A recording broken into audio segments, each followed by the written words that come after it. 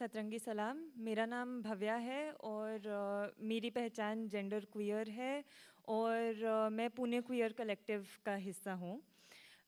जैसा कि बाबा साहेब अम्बेडकर ने कहा है, हिंदू समाज जैसी कोई चीज़ मौजूद नहीं है, ये सिर्फ जातियों का एक संग्रह है। इसी तरह से कई मायों में हम क्वियर, ट्रांस और इंटरसेक्स समूह को भी समझ सकते हैं, समाज को भी समझ सकते हैं। जाति, धर्म, वर्ग, क्षेत्र और भाषा जैसे फ़र्कों के बीच ये कहना कि हम में भी कोई एक बुनियादी एकजुट एकता है, सच नहीं होगा। हाँ, नॉन नॉर्मेटिव जेंडर और सेक्सुअलिटी की पहचान के आधार पर होने वाला भेदभाव हमें एक साझा अनुभव देता है, लेकिन इस अनुभव को अलग अलग लोग और अलग अलग समूह कैसे समझते हैं, उसके बारे में कैसे सोचते हैं और उससे अपनी बाकी पहचानों के साथ उसको कैसे जोड़ते हैं, वो सबके लिए एक जैसा नहीं होता। क्वियर, ट्रांस और इंटरसेक्स लोगों के अनुभव में सबसे मुख्य है जन परिवारों और समुदायों से रिजेक्शन या तिरस्कार। किसी भी समुदाय में घुसने के लिए और एक अपनापन महसूस करने के लिए सबसे ज़रूरी होता है परिवार, शादी, जाति और धर्म जैसे संस्थानों से के ज़रिए से एक रेगुलेशन होना। क्योंकि हमारी इच्छाएं पितृसत्ता और धार्मिक आधारों के खिलाफ होती हैं, हमें कई तरीकों से इन संस्थानों से अलग या दूर कर दिया जाता है। हमें पापी, अधार्मिक, स्वार्थी, अजीब, बीमार, असामान्य जैसे शब्दों से लेबल कर दिया जाता है। इंसान के रूप में हमें जब देखा जाता है तो ऐसा लगता है कि वो हम अपने हिसाब से नहीं सोच रहे, लेकिन समाज से दिया या लिया कोई चीज़ है। तो क्वियर, ट्रांस और इंटरसेक्स लोगों के लिए ये अपनेपन और सर्वाइवल की एक जीवन भर की खोज कई अलग रास्ते लेती है। हर इंसान के लिए ये रास्ता अलग दिखता है और उसी से उनकी एक पॉलिटिकल समझ और एक आज़ादी की समझ बनती है। क्वियर, ट्रांस और इंटरसेक्स समाज में भी कुछ लोग हिंदू राष्ट्र के नारे लगाते हैं, कुछ इन्हीं पितृसत्तात्मक परिवारों और समुदायों के अंदर शामिल होने की मांग करते हैं। कुछ ये चाहते हैं कि क्वियर और ट्रांस लोग भी पूरी तरह से पूंजीवाद के तहत शोषण और शोषित होने का समान मौका पाएं। और कई लोग जाति, धर्म, सेक्सुअलिटी और जेंडर के ढांचों को चुनौती देने वाले समुदायों को बना के अपने खुद के छोटे छोटे बेगमपुरा बनाते हैं। अब ये बेगमपुरा क्या है उसके बारे में हम आगे थोड़ी देर में बात करेंगे, लेकिन इस तरीके से क्वियर, ट्रांस और इंटरसेक्स समाज में भी भविष्य की सोच अलग तरीक़ों से बनती है और ये अलग दिखती है और हमारी खुद की ज़िंदगियों को अलग अलग तरीक़ों से समझाती भी हैं। तो क्वियर, ट्रांस और इंटरसेक्स राजनीति या समुदायों का ना ही तो सिर्फ कोई एक रूप है, और हम यहाँ उन सभी लोगों की तरफ से बात नहीं कर रहे हैं, हम यहाँ एक अपना पॉलिटिक्स, अपनी एक समझ लेकर आ रहे हैं।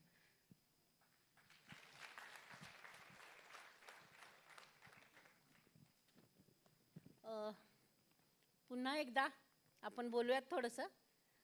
कसं की ना, एकजुटीसाठी विविध चळवळीत संवाद असायला हवा.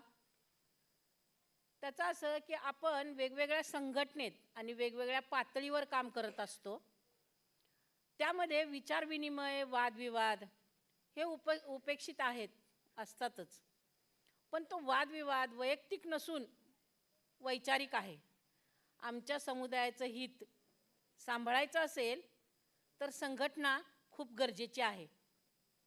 याचबरोबर सहयोगी आणि समर्थक पण आम्हाला का पाहिजे? तर आमचं भांडण बघा समाज आणि सरकार बरोबर आहे, म्हणून आम्हाला समर्थक हवे असतात. समाज आम्हाला वाळीत टाकतो तर सरकार आम्हाला गुन्हेगार ठरवतो.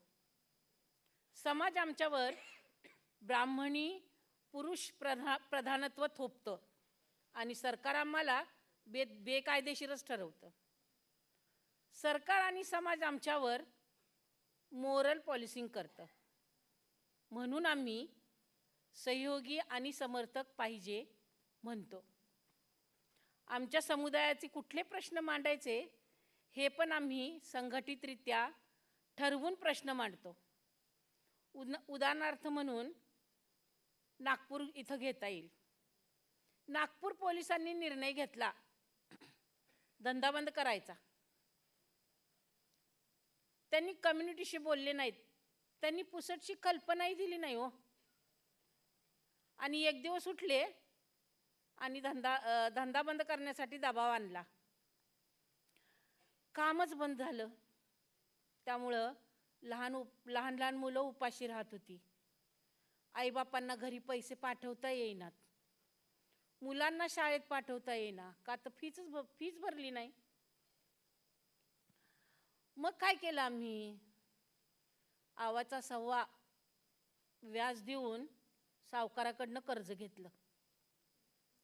नागपूर पोलीस आयुक्त, मी इथं नाव घेते, अमितेश कुमार साहेब, ह्यांचं म्हणणं होतं की धंदा बंद करायचा.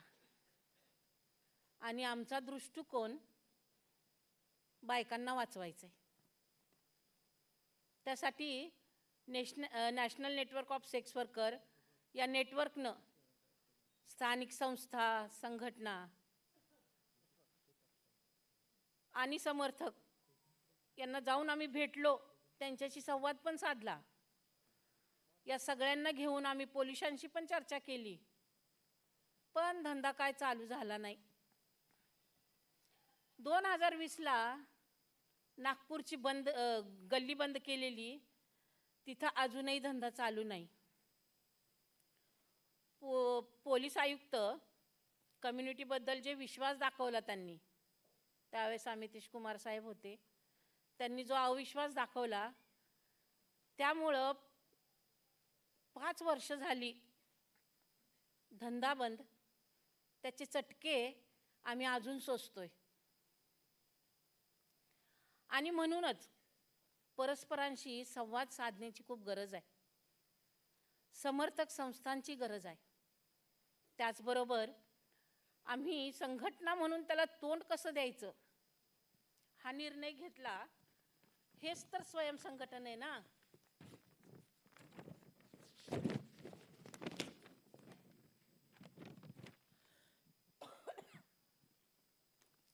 विविध चळवळीचा संवाद अपेक्षित आहे. आंतर चळवळ संवादाचे महत्त्व काय आहे? तर 2017 साली दिल्ली येथे आम्ही एक प्रोग्राम केलता, एक मोठी चर्चा घडवली होती. त्याला नावही आम्ही दिलं होतं रूबरू. आणि या दिल्लीमध्ये आम्ही वेगवेगळ्या संघटनांना एकत्र करून त्यांच्याशी संवाद साधला. त्यांचे काय प्रश्न आहेत ते जाणून घ्यायचा प्रयत्न केला आणि आमचे प्रश्न पण त्यांच्यापर्यंत पोहोचवले. ही देवाणघेवाण आमच्यातील संवाद भक्कम करते. मग आम्ही हा संवाद कुणाकुणाशी साधला दिल्लीमध्ये? तर ट्रेड युनियन होतं आमच्याबरोबर संवाद करायला, वकील होते, यूथ पार्लमेंट होतं, नॉट इन माय नेम नावाची एक संघटना होती, मीडियाशी आम्ही बोललो. अशा बऱ्याच संघटना एकत्रित येऊन आम्ही 4 दिवस त्यांच्याशी बोलत होतो, संवाद करत होतो, आमचंही सांगत होतो, त्यांचंही ऐकून घेत होतो. आणि यामुळं काय झालं की संवाद करून आपण एकमेकांना जाणून घेऊन एक भक्कम परिस्थिती आपण निर्माण करतो तिथं. आमच्या समर्थकांना हे पण सांगत होतो आम्ही, आमचे जे समर्थक होते त्यांना, जे त्या मीटिंगला आले होते, की धंद्याबद्दल काय आक्षेप आहे तुम्हाला, हेही त्यांच्याशी बोललो आम्ही. आणि ह्या समाजानं तर आम्हाला वाळीत टाकलेला आहेच, आमच्याशी भेदभाव केलेला आहेच. त्या समाजापर्यंत पोचायला हा संवाद खूप उपयोगी पडतो. तसेच लैंगिक श्रम सगळीकडे आहे.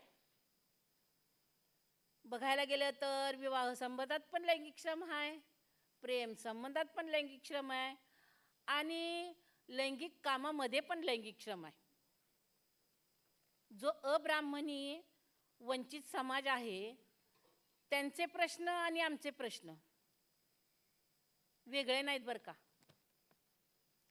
LGBTQAI+ समुदाय आणि लैंगिक कामगारांचा प्रश्न एकसारखंच आहेत. स्त्रीमुक्तीवादी विचारसरणी हे 2 समुदाय आहेत. त्यांच्या चळवळीत सुरक्षित जागा निर्माण करणे खूप गरजेचे आहे. लैंगिक कामगारांच्या नेतृत्वाखाली उपक्रम आणि अंतर चळवळीतील मित्रपक्षांकडून मिळालेले सामूहिक शहाणपण धोरणांना सखोलता देते, त्यांना सशक्त करते. धन्यवाद.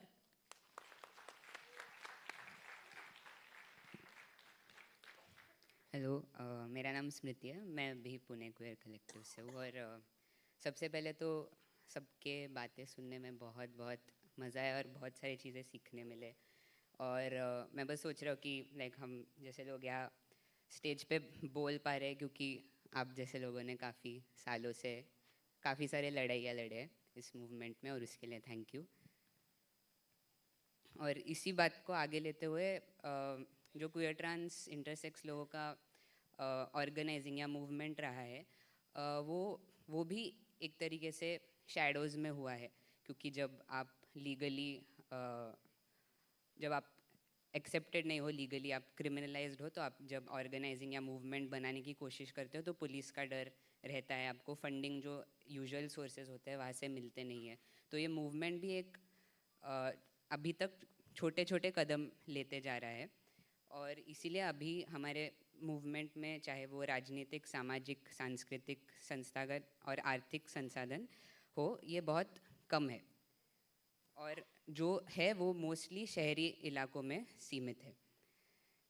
इस वजह से जो अभी तक क्वेयर ट्रांस एक्टिविस्ट का काम रहा है, ऑर्गेनाइजिंग का काम रहा है, उनको पुलिस की हिंसा और परिवार और अंतरंग रिश्तों में होने वाली हिंसा से क्वेयर ट्रांस लोगों को बाहर निकालने में या उनको आर्थिक असुरक्षा से जूझने या सस्ती और सुरक्षित स्वास्थ्य सेवाओं तक पहुंच बनाने में काफ़ी चैलेंजेस, काफ़ी मुश्किलें आ चुकी है. और जब हम मूवमेंट की हिस्ट्री की बात करते हैं तो यूजुअली हम लीगल फाइट्स की बात करते हैं, चाहे वो सेक्शन 377 हो, नालसा हो, मैरिज इक्वालिटी की बात हो. बट अभी जो ग्रास रूट्स पे काम है उसका ये भी नेक्स्ट स्टेप्स है कि हम हमारे नेटवर्क्स कैसे बना सकते हैं. हम शहरों से आगे जाते हुए जहाँ जब क्वेयर ट्रांस लोग कोई गांव से या छोटे शहरों से मदद मांगते हैं, कोई क्राइसिस केसेस आते हैं, तो हम उन तक पहुँच कैसे सकते हैं जब वो पहुँच है नहीं हमारे पास. तो इसीलिए आपसी मदद और संकट के समय किए जाने वाले काम को मजबूत करने के लिए हम नारीवादी आंदोलन को अपना अहम सहयोगी मानते हैं, खासकर शहर और गांव के बीच के दूरी को मिटाने में. देश भर में पहले से मौजूद आश्रय गृह, वन स्टॉप सेंटर, स्वयं सहायता समूह और तरह तरह के जो कलेक्टिव और संगठन है, अगर इन जगहों पर संवेदनशील और सहयोगी लोग हो, चाहे वो खुद क्वेयर हो या ना हो, तो संकट की स्थिति में क्वेयर ट्रांस लोगों की मदद करने की क्षमता हमारे लिए काफ़ी बढ़ सकती है. आगे जब हम इंक्लूजन या समावेशन की बात करते हैं तो वो सिर्फ पैनल्स या कॉन्फ्रेंसेस में बात करने की जगह देने के तक सीमित नहीं है. इसका मतलब ये भी है कि जो नारीवादी संगठन है वो जब सामाजिक बदलाव या समुदाय निर्माण करने की बात करते हैं या काम करते हैं, तो उनमें ये भी उनका इमेजिनेशन या कल्पना होना चाहिए कि हम क्वेयर ट्रांस लोगों को इसमें शामिल कैसे कर सकते हैं. तो इसके लिए क्वेयर ट्रांस लोगों के अस्तित्व के बारे में और इन्फॉर्मेशन जानना ज़रूरी है. और ये भी कल्पना दिमाग में रखना कि क्वेयर ट्रांस लोग भी हम जो काम कर रहे हैं उसके बेनिफिशरीज हो सकते हैं, उससे मदद उनको भी हो सकती है. जैसे अगर हम डोमेस्टिक वायलेंस पे काम कर रहे हैं तो हमेशा वो काम बस औरतों तक क्यों सीमित होता है, जब ट्रांस लोग या नेटल फैमिली वायलेंस या घरेलू जो हिंसा है वो क्वेयर, अगर यंग बच्चे हैं फॉर एग्जांपल, उन वो भी एक डोमेस्टिक वायलेंस का फॉर्म है. तो जब हम डोमेस्टिक वायलेंस के बारे में भी सोचते हैं, हम एक ही ढांचे में उसके बात करते हैं. या जब अगर हम फॉर एग्जांपल मेंस्ट्रुएशन पे काम करते हैं तो अगेन हमारे दिमाग में बस ये आता है कि हाँ बस मेंस्ट्रुएशन यानी औरतों का प्रॉब्लम है. बट फॉर एग्जांपल ट्रांसमेन के लिए भी ये एक चैलेंज हो सकता है, इसके अराउंड कॉम्प्लिकेशंस हो सकते हैं. तो जब हम काम अभी तक जैसे हम काम इमेजिन करते हैं कि हम उसके जो जिनके लिए हम काम कर रहे हैं उसका आइडिया उसका इमेजिनेशन हमारे दिमाग में बढ़ा सकते हैं। जब कोई क्वेयर ट्रांस व्यक्ति मदद के लिए आपके पास आए तो आप पूरी क्षमता से उसका साथ दें। अपने जगह को ऐसा बनाइए कि सभी क्वेयर ट्रांस लोग वहाँ संकट के समय ही नहीं बल्कि सामान्य समय में भी देखभाल, सहारा और अपनापन महसूस कर सकें। पर यह ज़रूर ध्यान में रखिएगा, जैसे भव्या ने कहा था कि क्वेयर ट्रांस पॉलिटिक्स में भी बहुत विविधता है, सब एक सोच से नहीं आते। तो जब आप दूसरे ऑर्गेनाइजेशंस के साथ काम कर रहे हो तो ज़रूर पॉलिटिकली आप सोचिए आप अलाइन करते हो या नहीं करते हो। आज जो हम लोग यहाँ पे खड़े हैं, हम सिसजेंडर हेट्रोनॉर्मेटिव समाज से स्वीकृति नहीं चाहते, ना ही हम ब्राह्मणवादी पितृसत्ता और पूंजीवादी शोषण की संरचनाओं के भीतर शामिल किए जाने की स्वीकृति चाहते हैं, बल्कि हम ये सवाल उठाते हैं कि जातिवादी समाज में अपनापन और संबंध कैसे तय किए जाते हैं। क्या हम प्यार और देखभाल के पनपने के लिए नए तरह के घर और रिश्ते बनाने के प्रयोग कर सकते हैं। हम जीवित रहने के लिए विविधता को अपनाते हैं और उन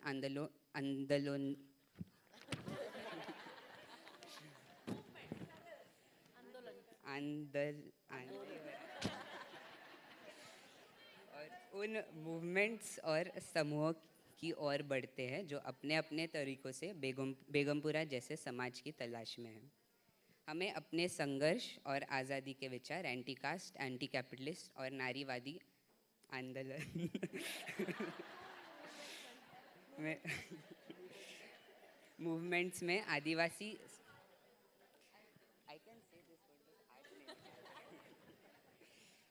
आदिवासी संघर्षों में, स्वच्छ हवा और आवास अधिकारों की लड़ाइयों में और हिंदुत्व परियोजना के खिलाफ संघर्ष में दिखाई देते हैं। उसी तरह हम जो जेंडर और यौनिकता की राजनीति सामने रखते हैं वह भी इन सभी संघर्षों के लिए बेहद ज़रूरी है।